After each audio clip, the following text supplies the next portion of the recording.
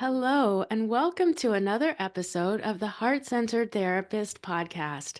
I'm Sindee Gozansky, your host, and it is my privilege and pleasure to introduce you to my guest for today's episode. Her name is Lily Thrope. Lily is the founder of Thrope Therapy, a group psychotherapy practice located in Midtown Manhattan. Thrope Therapy specializes in supporting individuals who experience eating disorders, disordered eating, body image concerns, low self esteem, anxiety, depression, and the unique experiences of LGBTQ plus clients. Lily helps her clients find the confidence to face all of these issues and find ways to live their happiest and most authentic lives. Thrope therapy is built on the belief that every person deserves support and a safe space to work toward their most fulfilled and happy self. Lily is a certified intuitive eating counselor and a licensed clinical social worker in 4 states: New York, New Jersey, Massachusetts, and Connecticut. As we get started talking, you can check out her website, which is thropetherapy.com. And well, probably it's snowing in both of our states. Welcome to the podcast today, Lily. Thank you so much for having me. I'm so excited to have this conversation today and share more about the work that we do.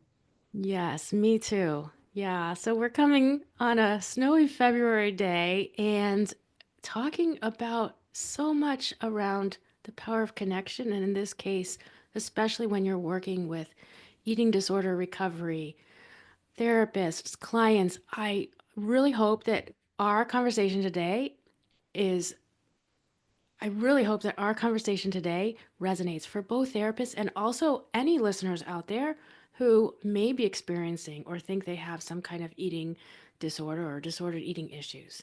So we have you, you're an expert, you're certified. Share a little like how you got here. Yeah, I would love to share that. And my hope today is also to share the value of connection and community in recovery. And I think that's something I really love about what you do is just talking about how community is so important and connectedness is so important. So I'll give a little background. Okay. I'm a licensed clinical social worker, and I really got my career started by failing a class in college. And I think this is a lot of people's story, right? I thought I wanted to be something else. I thought I wanted to be a physical therapist, and I failed anatomy my junior year. And I zoomed out and I said, hey, what do I like about this? I really, really love the healing journey. The healing journey is so important to me. I loved working with like families and talking to them about the injuries. That felt so important to me. And someone recommended social work. I shifted my major to philosophy, which is an amazing major, even though you get a lot of judgment for that. But I was able to shift and really focus on ethics and working with underserved populations. And I ended up working in a homeless shelter as my first job. And that really shaped a lot of my experiences and why I love doing the work I do. So I took Wow. that kind of shift. And in grad school, I actually really came to the realization that I had an eating disorder. I didn't know before I went to grad school that I had an eating disorder. I think something we can talk about is just the way that eating disorders are so normalized in our culture. Mm. There's a lot of praise and there's a lot of glory in appearing thin and appearing, angelic and this kind of like desire to feel like you fit in, to feel like you are good, the perfectionism piece of it. There's just a lot of gratification that you get from people around you and your community. And I was also a college athlete. So I think adding that layer of kind of having the fitness background and focusing on bodies for a really long time. Yes, right. Kind of creates that perfect storm where there's the competitiveness, the athletic expectations, the academic expectations, and then society normalizing all of some of these eating behaviors that can be really harmful to us around our self-esteem and self-concepts. Um, before before you go back, I want to know about when you worked at the homeless shelter. You said that really set the stage for like your why. Can you say more about that? Yeah, I'd love to. So I worked for an organization called the Women's Prison Association. It's still in, New York, Oh, serving women who are impacted by the criminal justice system. It's one of the oldest, I think it is the oldest organization that's specifically focused on women's justice issues or women's issues related to the criminal justice system.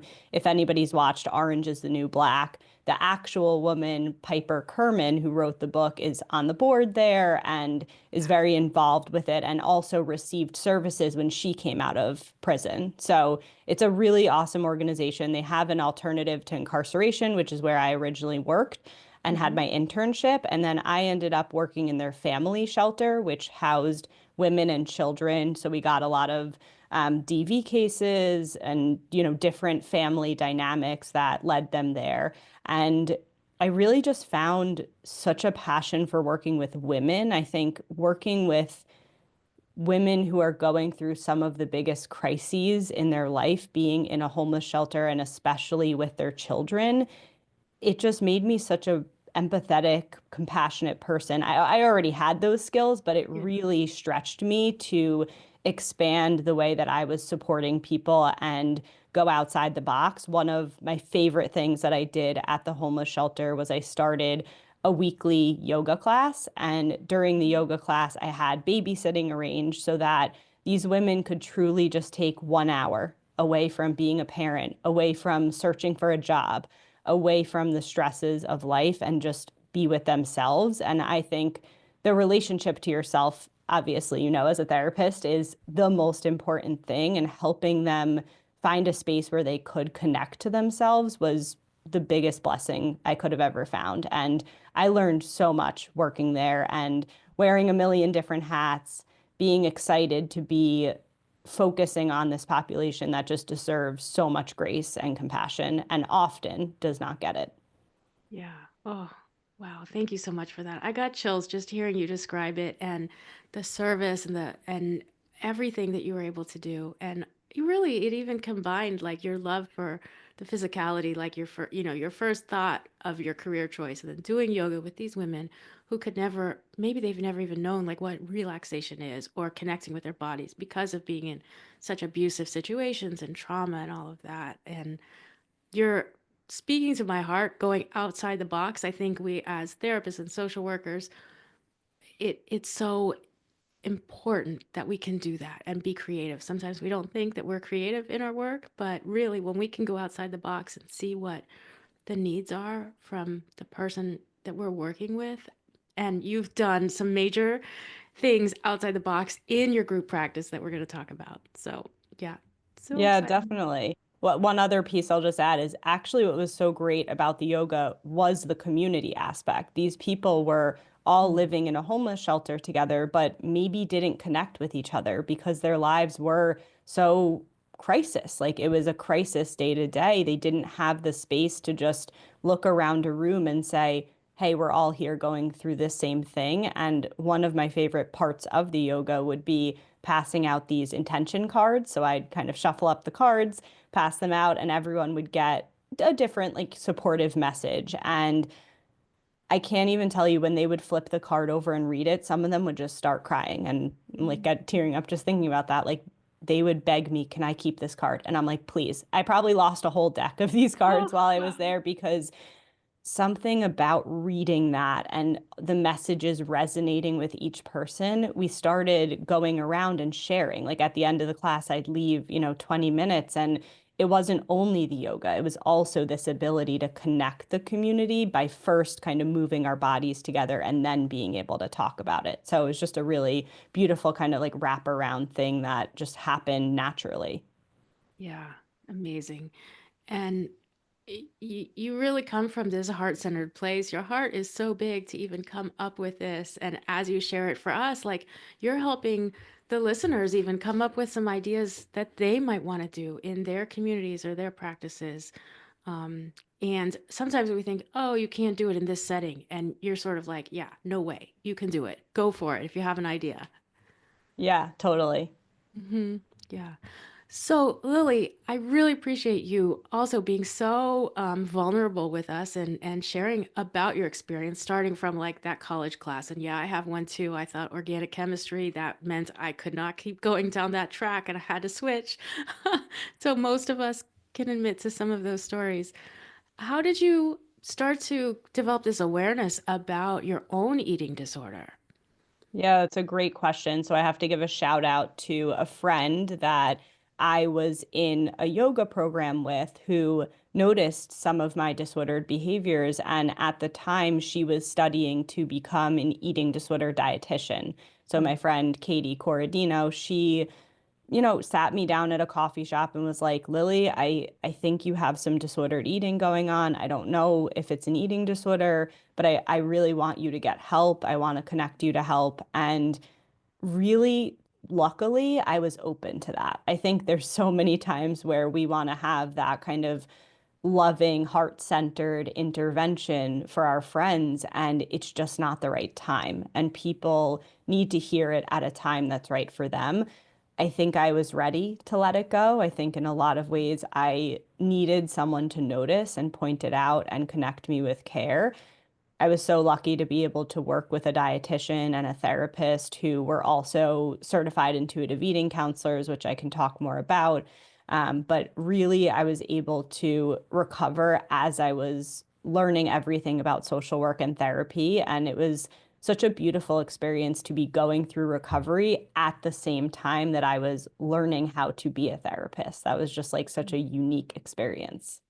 Yeah, yeah, it's so powerful. And it's really important, especially because I think, unfortunately, so many programs, so many grad school programs, it's not a requirement to be in therapy while you're studying, while you're doing the work. And yet, I really think it should be. And, the fact that we can continue in therapy after graduation, of course, but we have to have those experiences.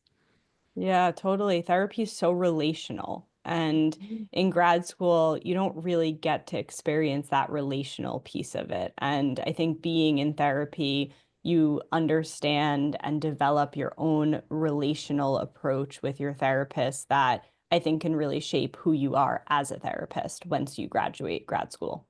Yeah, you just articulated that so well. I hope grad students and new therapists listen to that because that's really, it's not about, oh, you have problems and you need to be in therapy because of that. It's learning to experience that relational therapy so that then you can also use that model in your work because we know the relationship is primary.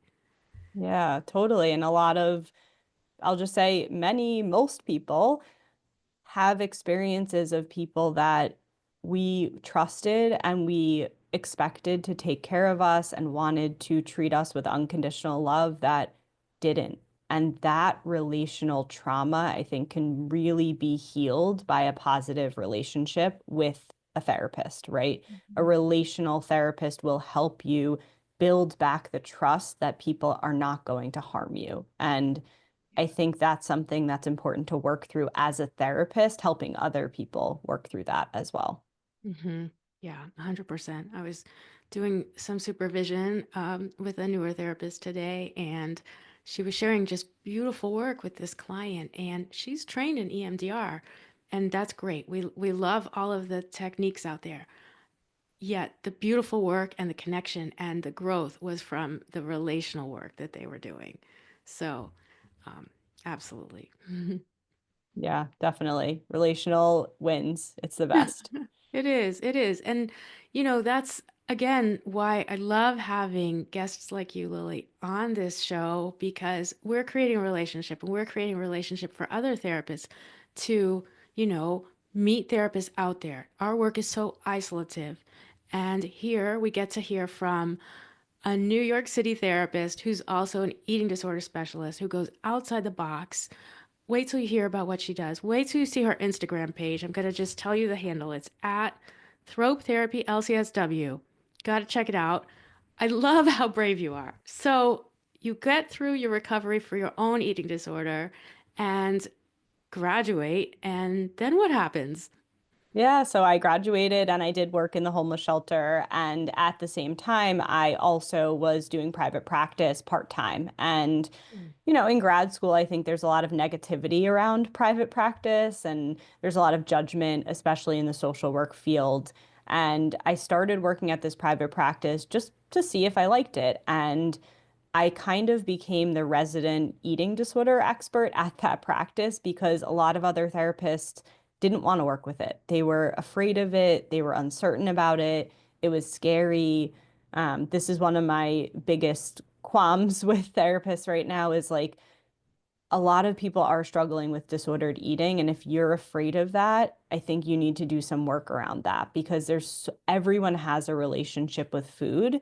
And I'm Mhm. I'm worried about how people who need support aren't getting it from their therapist because they're avoidant of talking about food or asking those difficult questions or assessing for eating disorders. So a big passion of mine is helping therapists become more confident and excited about working with eating disorders. I ended up in back to the private practice. I was there Yeah. and I started working with these eating disorder clients and I loved it. I felt energized. I was leaving the Wow. sessions Googling a million things, taking training, starting my certified intuitive eating counselor training. I was so excited to learn more about this. And I think as a new therapist, if you are a new therapist listening, when you're working, pay attention to what gets you excited, right? If you're in session and you're getting tired or you're getting exhausted or de-energized, that's probably not your niche, right? And if you're sitting there and you're like, this gets me going, this makes me excited, like I want to learn everything about this and really support these people,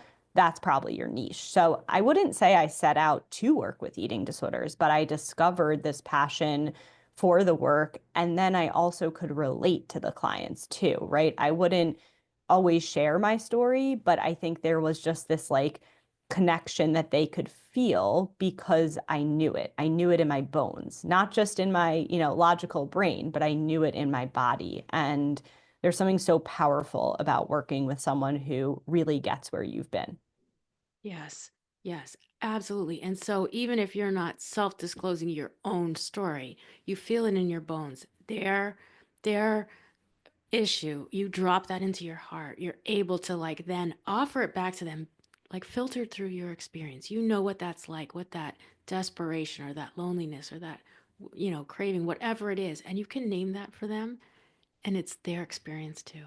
And all of a sudden, right, like you have that huge intimate connection. Yeah, definitely. I really like the way you said that and just Hmm. that the body is so important. And just speaking to my Instagram, I really just want to show up in that space because I do think when I started my practice, I was really excited to share my story and work from a place where I could make it my own. And as a recovered person, I want to be on social media being a positive voice in all of the negativity. I'm really worried about social media and the impact that it has on especially young girls and even young boys around, body image and the expectation to be perfect and have a talent and get likes. I am so Yeah. aware that that's impacting people every day if I can just be one voice of a person who is imperfect, who has recovered into a larger body, I would like to be that voice. So I love dancing. I've been doing a lot of like cute dancing videos. I'm Hmm. an avid knitter, so I throw my knitting in there. Really? Um, Oh, I didn't yeah, see those. I love to knit too. I'm yeah. gonna have to check that out. Maybe that's a therapist thing, like knitting just soothes our soul in some way. Oh my gosh, I have this fantasy that maybe I could like knit under the table while I'm seeing a client. I've never done that. Yeah, I definitely don't knit during my sessions, but when No. I'm in trainings or meetings, I really love to have that added like stimulation there. Yeah, absolutely. In trainings, absolutely. And you do things like show people yourself eating something, like a cookie or a slice of pizza or something like that. And, I think anybody who has been, affected by eating disordered behaviors has weird things about like eating in front of people or, and like what you do is so out there and brave. I love it.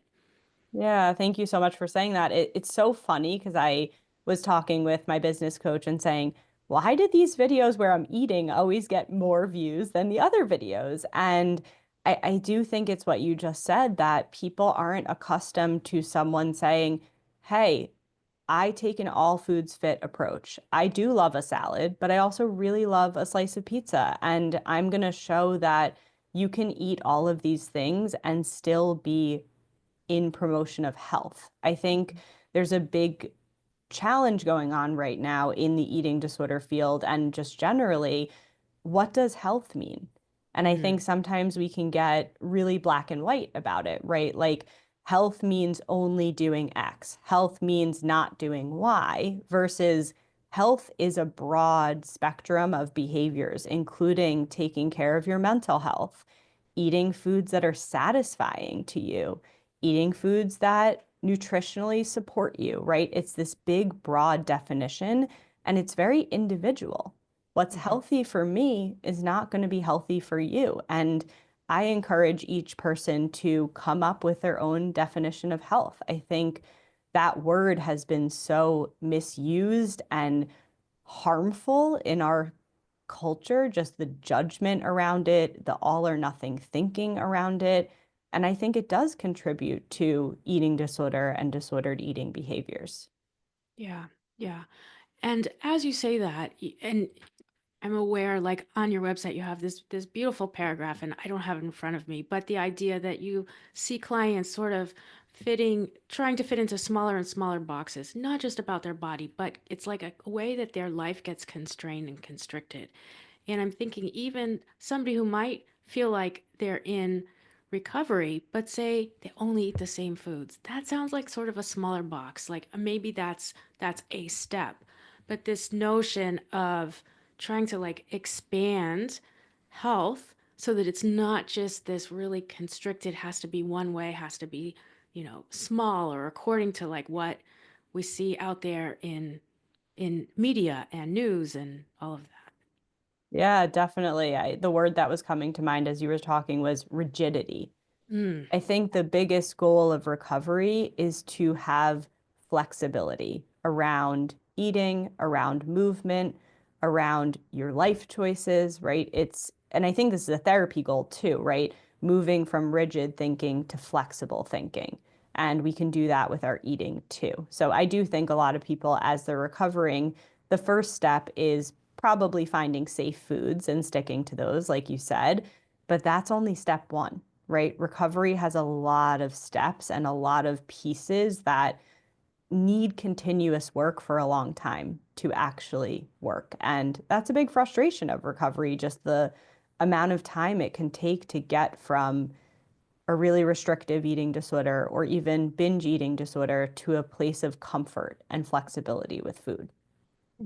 Yeah, and I'm sure for some listeners, hearing you put those words together, they're like, what is she talking about? How could I ever get to a place of comfort and flexibility with food, or Yeah. with my size? Um, yeah. Yeah, I think it's really dissonant with what other people are saying, right? A Mhm. lot of people are selling programs that are saying if you do X, Y, and Z, you'll feel more confident. If you do, DEF, you'll feel sexy or whatever it is. And actually, I think that those feelings come from being in attunement with yourself, being authentic with yourself, being vulnerable with yourself and others. I don't think it comes from changing your body. And if you look at the research, we know that people who lose weight do not feel better about their bodies. The body image does not improve with weight Mm, loss. And that's always really profound to me is that people who lose weight don't actually improve their body image. hmm Yeah. So, what have you seen that helps them improve? Yeah, that's a really great question and a really complicated Yeah. question. And I think the part that's really hard about it is, like I said earlier, the individual piece. hmm So, I can share what's helped me. I can share what's helped one or two clients, but it doesn't mean that's going to be the same for someone else. So, what's helped me in my journey is really community. Like Mm, I started connecting with other providers, other people who shared this deeper belief that our worth and value doesn't come from the way we look. So beautiful. And So beautiful. I had to really accept that. Like my worth cannot come from the way I look and the way my body is. I'm not in control of my Mhm. body. That taking that piece out and deciding to accept that I am not in control of the way my body looks or the way my body feels all the time, I think really leads to a lot of healing. Yeah. I acknowledge you so much for saying that, sharing that, and it's beyond powerful all the work you've done. The impact it's had on you in your life, and then how you've been able to bring this to others as like a service and a blessing, because clearly it's a passion on your heart. Like that's so clear, Lily. And as you found community was helpful to you, you created a group practice, Thrope Therapy, that works almost like so much with eating disorders. And you have to tell our listeners about like the Recovery Supper Club. So, like this whole thing, you create this group practice, it's a specialized practice, a niche practice, and then you have all these other offerings. Yeah, totally. So Thrope Therapy, I really started during COVID and I was really lucky to start my practice with mostly a full caseload from the practice I had worked in previously. And as I was getting reach out for people with eating disorders, I realized I can only serve so many people. And back to what I said earlier, there's just not that many therapists that are excited about eating disorders and working with people with eating disorders.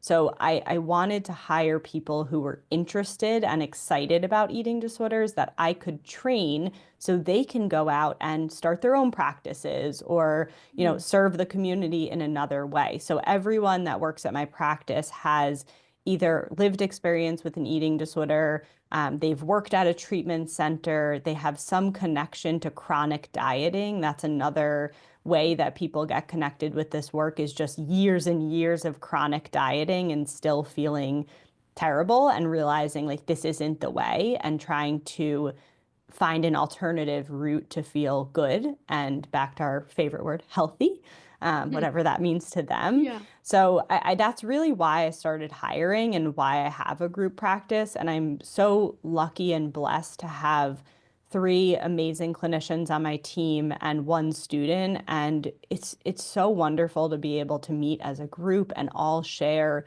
a similar interest and approach to the work that we do. It's just, I feel really lucky to have this team. Yeah, well, you've made it happen. Congratulations. That's beautiful. And your goal for them is that they can also move on and continue the work and you'll bring on more people. As a fairly young therapist, that's a lot of huge success for you early in your career. Thank you. Yeah, I feel again very blessed to be able to Yeah. do this, and I've faced a lot of challenges along the way, and I've learned a lot. But yeah, it Mhm. definitely feels like I have to pinch myself. Like, how is this happening? I don't really know. So Yeah. if you're out there and you're, in private practice doubting yourself, just know that like even the practices you look at and you think are successful, I have moments of doubt all the time. So keep that in mind. I think it can feel really hard when you're comparing yourself to other people. You really don't need to do that. And you have to just keep moving in the right direction and know that your mission will reach people eventually. Yeah. So true. And I'm going to take that one to heart because as a group practice owner, we have just so many struggles that we deal with kind of by ourselves. And sometimes, it does get really frustrating. And yet, both you and I have strong missions. And I think going back to what you said, look for where your energy spikes, look for what lights you up and follow that. And if that's you and you have that, then, like run with it. And if it means creating group practice or something else or another program or writing a book or whatever it is, follow your energy there. Yeah, totally. Hmm. Let me tell you about Recovery Supper Club. I didn't answer that part of the question. So I'm really excited to share this. Yes.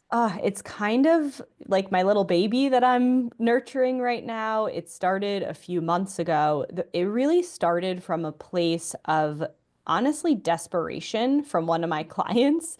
My Wow. client was expressing that she had gone to treatment, she was working with her outpatient team, doing really well in her eating disorder. But when she returned to society, she would go out to dinner with a friend and hear that friend make a diet comment. I mean, these comments are insidious, right? How many Right. times have you been at a dinner where at the end of the dinner, someone says, "Oh, I ate so much," or any innocuous comment like that is incredibly triggering to someone Mhm. who's working on their relationship with food. People can't imagine how many small innocuous comments happen every day in the ads on the subway, on a Mhm. podcast where they're promoting a tea, right? Like it Right. is constant bombardment from diet culture. And for people who are going against the grain and recovering, it is Yeah. exhausting. So my Yeah. client was like, I need a group. I need to meet up with people in person who are recovered and who don't want to focus on weight loss. And Mhm. I asked around with my colleagues. I'm like, who's doing an in-person group? What's going on? Is there any alumni programs? Nothing. There's nothing in person for eating disorder You recovery found the need. You right found the now. need. Yeah, and I really started thinking about Alcoholics Anonymous, AA, Mhm. and how if you want to go to a meeting, there's one every single day, multiple times a day in New York City. There is a drop-in option to go every single day, multiple times a day, and be with community. That is one of the reasons why it is the most successful group program ever in mental health. Yes. And I wanted to create something like that. I don't think I'm going to become the next AA, but the goal of this group that I run with a dietitian, Chelsea Levy, who's an amazing dietitian, phenomenal human being, we set up a dinner at a Mhm. location in New York City. Anyone's welcome to sign up. Anyone who is willing to have a dinner where there's going to be no comments about bodies and no comments about weight. We can talk about anything under the sun, but there will be no focus on people who are trying to lose weight or talking about lamenting food, bodies, or anything related to appearance. And we just got going. We just started doing it, and it's a free event. We really want to give back to the community. We do ask that you pay for your own food. If you can't Okay. afford that, we can accommodate. But it's really just a group of humans coming together that want to connect about something deeper than bodies and food. And it makes me sad because I think a lot of people who make comments about bodies and food, they're trying to bid for connection, right? It's a bid for connection because we think, oh, everyone at this table must be dieting. So if I make this comment, everyone's going to go, yeah, I ate too much also, Yeah. versus recognizing like that's not a deep connection. That's a very surface level, shallow connection that you're building. Yeah. That's it's beyond amazing and such a safe experience for people who are in recovery and then can develop friends, can develop, this stronger sense of community and people who are like them and healing together. I think that's so cool. And perhaps you're not going to be the next AA, although I wouldn't put it past you, but like this is an amazing thing that you should consider marketing like all across the US for starters. Yeah, right now we're just in New York City, but I would love to help other clinicians in other places start these. I think the barrier to entry is really low. You just have to pick a Mhm. reservation, pick a restaurant in your area, make a reservation. Another step would be making sure the seats are accessible. I don't know if everyone Mhm. knows this, but a lot of chairs are not accessible for people in larger bodies. So we try to go to the restaurant before to make sure that there's accessible seating. And then we just vet each person who reaches out. So I actually get on a face-to-face call with every person who signs up prior to coming to the dinner Wow. to make sure that we can maintain the safety of the space. So, Hmm. this is a space for people who can eat a full meal and can order a meal comfortably, and are, in a place where they can commit to anti-diet work and to not focusing on that. So if that's not them, we will connect them with other care. And there have been people who, this is their first recovery thing that they're connecting to. They see it and they're like, this seems fun. The whole goal of it is to be fun. So Mm, people are reaching out, and I have to say, I actually think you need a higher level of care, and I'm going to get you connected with the right people because this group isn't for you. So we really try to protect the space as much as we can. We know we can't control everything, and that's why me and Chelsea are there to process and help if anything, does happen. But we're also just there to be ourselves. I've had some other therapist friends being like, how can you be yourself there? And it's like, this is a space for authenticity. I'm going to be authentic too. And I think showing up with that authenticity allows other people to show up vulnerably and with authenticity. It's a brilliant model, and you take it seriously and you put in so much effort. That sounds really important to get the right people. And then again, as a social worker, and like this is so near to my heart too, you connect them with other services that they may need. And I think that's very important that sometimes um, we miss out on, especially in private practice, because it's just like, oh, 1 hour and then, see you next time. So this connection and ongoing care, continuity of care is great. Um, I really want to go back to what you said because it's related to this brilliant recovery supper club with these therapeutic dinners that you do. Um, that not as many therapists will take on clients who have eating disorders, or they want to refer them out, or they're not even assessing and asking the right questions. And you are trying to help therapists become more comfortable with this. What are some of the ways that you're trying to like even reduce this self stigma for therapists about working with these clients?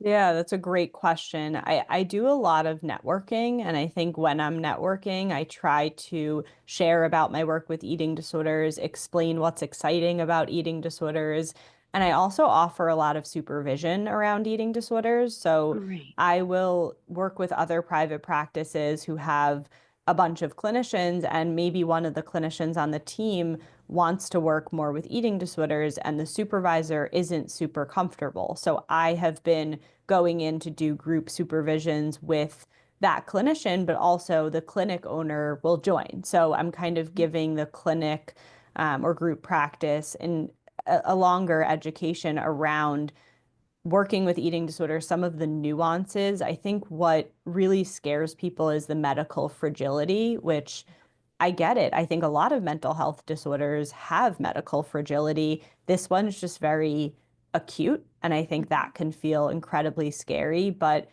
to your earlier point of feeling disconnected or like we just see them for an hour, one of the great things about eating disorder work is that there's usually a multidisciplinary team of dietitian, psychiatrist, doctor, and therapist. So often, a lot of the work that we're doing is actually communicating with the team, and you're not alone in it. You're not the only one assessing.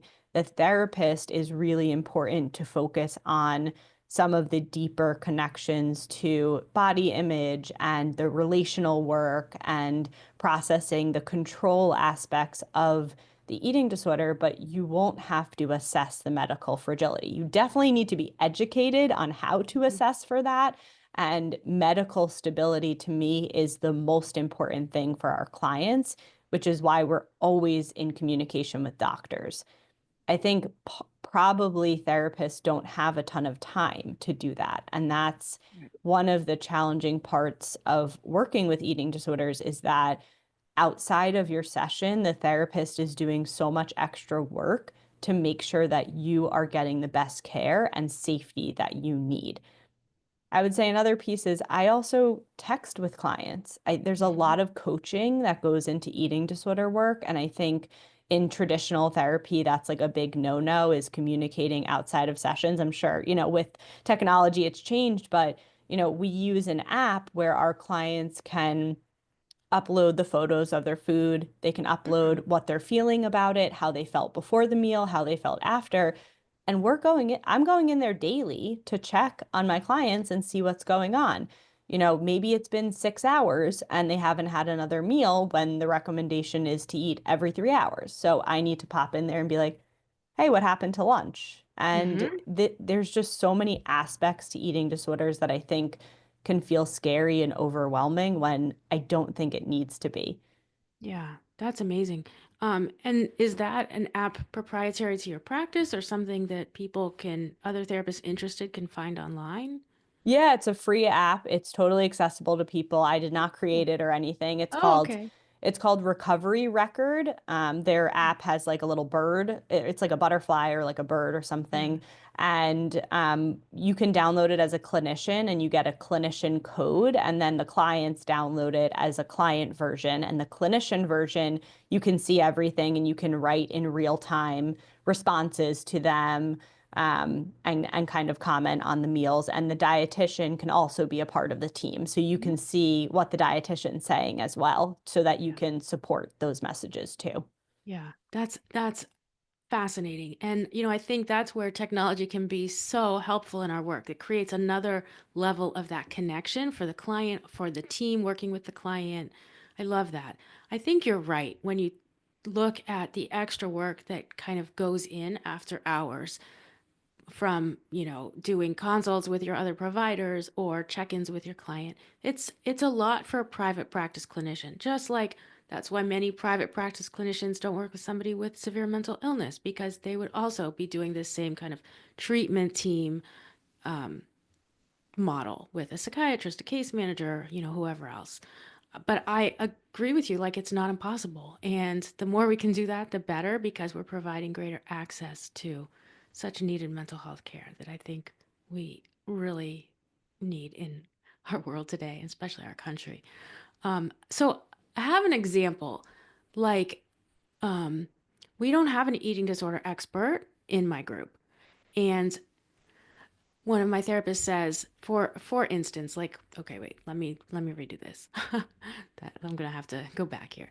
Um, okay, so I have a question, Lily. Like, in terms of like a therapist trying to decide, could they work with this person? Let's say you have a client who reaches out, it's a mom, and they say, yeah, my teen really, I think, could use some help seeing a therapist. I'm not sure if she has an eating disorder. She's been really stressed out. She's skipping a couple meals, but she's eating dinner, like she's eating big dinner, and she's really involved in gymnastics. And so she's like competing, and there's this like athletic piece, and she's just really like, type A, great kid. And I'm wondering if you could help her. And so, if somebody is not an eating disorder specialist, what do you recommend for kind of that? Like, what would you recommend for that approach? Like, what do you think? Yeah, that's a really great case example. And I would say this case example is so prominent right now. I think teens are another population that we work with. We work with 12 and up, and I'm getting a call like this every day. This is Yeah. really common that, these teens, we don't know what's going on for them. It might be social media and they read a thing that said, don't eat this or don't eat that, or here's how you can become fit. But Mhm. maybe sometimes you're right, it is just the stress and these other factors that you mentioned. So if I got this call, the first thing I would do is validate the mom's concerns and help the mom see that this is a really good step she's taking. Wherever the teen lands, like this is a good step and the mom deserves support. The Beautiful. second thing I would ask is, has she seen a doctor recently? When was her most recent physical? And this goes back to safety first. And I know, if you're Mhm. studying for your clinical exam or something, I sound like the clinical exam, safety first. But with eating disorders, it is very important to understand, when was the most recent physical? Is there a doctor on her case? Um, and is there a concerning amount of weight loss? And if there's not been a doctor's appointment in the last, I would say 3 months, I would really recommend another doctor's appointment, just to make sure that the growth chart and weight trend is not changing significantly. So the way that teens, are supposed to be developing, there's like a weight growth chart. And we can take a look at that and see, like, has there been a major change in where this teen was projecting? Because that can happen a lot depending on the age of the teen. I think questions around menstruation, if it's a female, are really important, and other like puberty markers, I would say, could be good questions. And then I would figure out, if we could do an assessment or if I would recommend an assessment at a treatment center. So Mhm. typically when we take on a new client, we say, we're going to have the intake session. This is going to be an ongoing assessment. We can't say from this intake call that 100% we're going to be able to work with you. As we're working with you, we will continue to assess for medical safety, mental safety, all these things. And if and when it's needed, we will recommend a higher level of care. So we're not promising that they can stay at Yeah. the outpatient level. We're letting them know like this is an ongoing assessment. And I would share that with the mom too.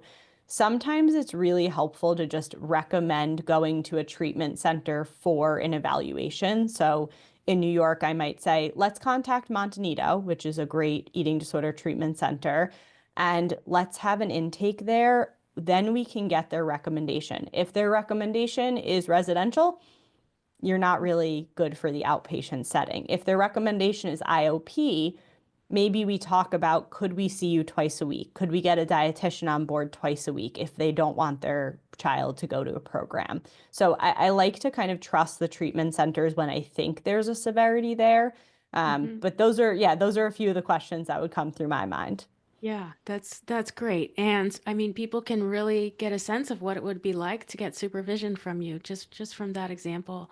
So thank you for sharing that. Yeah, it's so great. Will you do supervision with folks just like in any state? Like I guess it depends if they're looking to get their hours count depending on licensure and stuff. Yeah, so I don't think I can do clinical hours for people in other states. Also, I'm not sure if you're not working at my practice, I can't do clinical hours. There's something about that with being, a W-2, which we're not going to get Oh, into. But yeah.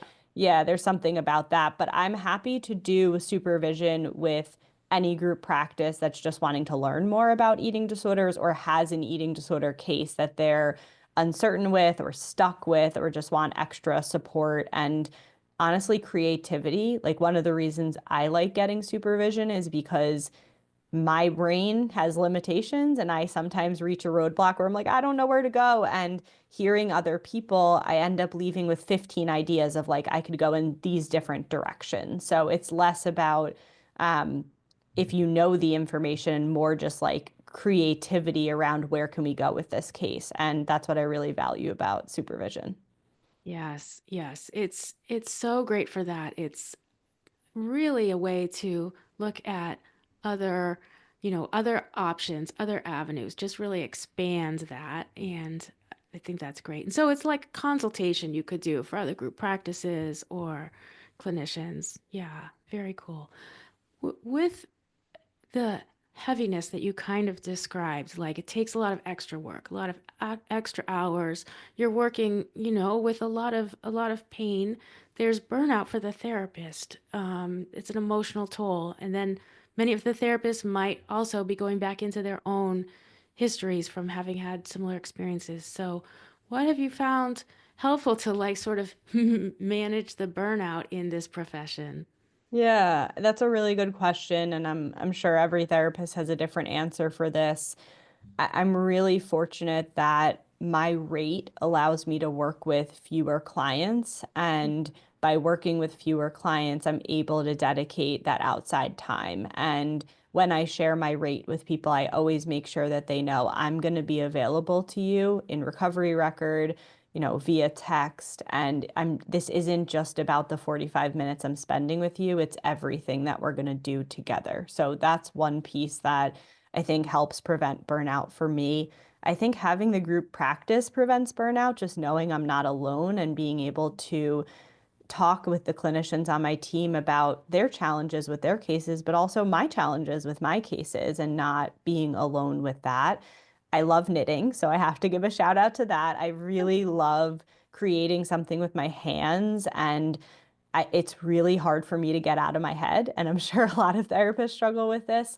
I need things that are mindful but active. I think mindfulness is always thought of as this like Zen moment. Like, no, knitting can be really mindful and counting the stitches and being invested in making something for a friend or a family member. I love making gifts for people. I think it's just so powerful.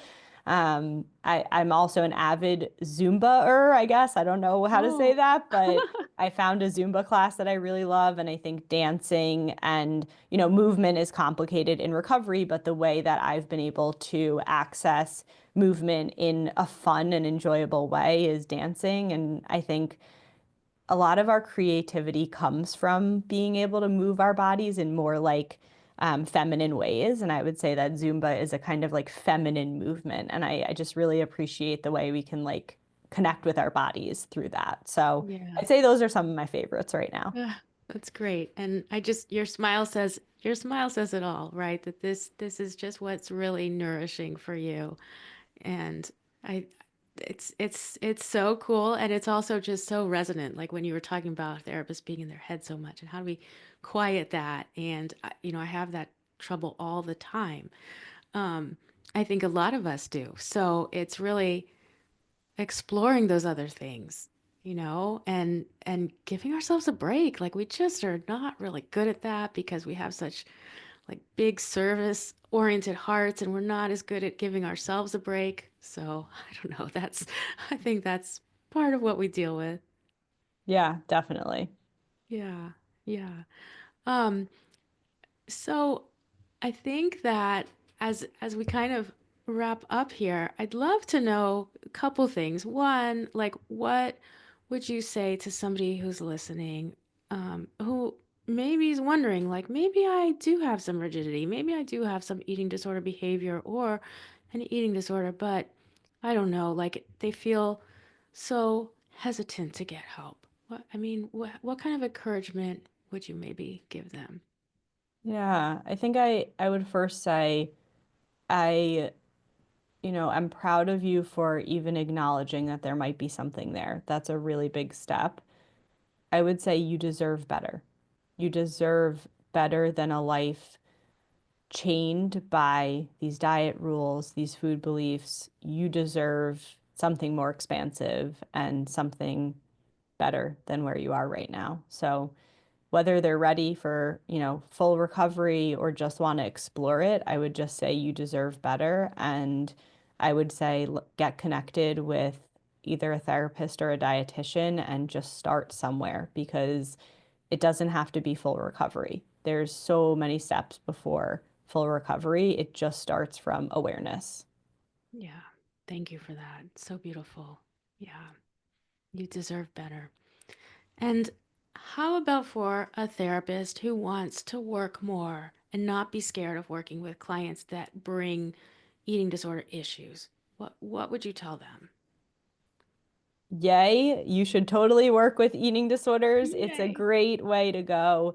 I would really encourage them to get training from people who are working with this, who, have expertise in this. I would recommend that they work at a practice that prioritizes working with eating disorders so they can get that experience. Um, and if they're not energized by it, that's okay too, but give yourself a chance. And the only other thing I would say is make sure that you're working on your own relationship with food and body, because if you're going to do this work with clients, like you said, a lot is going to come up, and you want to make sure that you're in a healthy place with your own relationship with food and body image before you start supporting other people with that. Hmm. Yes, love it. Beautiful. Thank you for these great suggestions, and it comes so much from your experience and your wisdom and just the passion you have about this and really helping others live into a more expansive life like you've been able to. It becomes a privilege when we can see what our life is about and we can start to go there. We can start to embrace it and live more fully. And this is what you're providing to your clients. So I know you've touched the lives of people just listening here today, Lily. I'm so grateful and thankful for you. Um, and I want you to come back on because we haven't talked about culture. We haven't talked about all sorts of other things that impact this. And you're brilliant the way you talk about this subject. So I'm a huge fan already. tell everyone where they can find out about you and everything that you have to offer. Yeah, thank you, Cindy, for having me. And I would love to come back. I think Great. podcasts are so important. And I love listening to podcasts. And I've done a lot of my own healing through podcasts. So I'm sure your podcast is also reaching many, many people and connecting them to good care. I hope People so. can find me at my website, thropetherapy.com. You can email me directly. My email is lily at Thrope Therapy, Lily at THROPE therapy.com. You can also message me on Instagram.